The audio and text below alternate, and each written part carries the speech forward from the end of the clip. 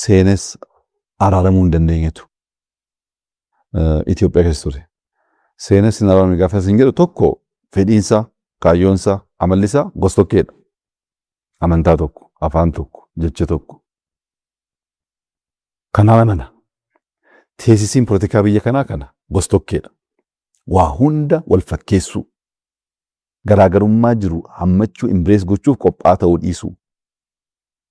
Kun sirrii miti. Mirga sabaaf sablammii hin cunqursaa. Kun sirrii miti.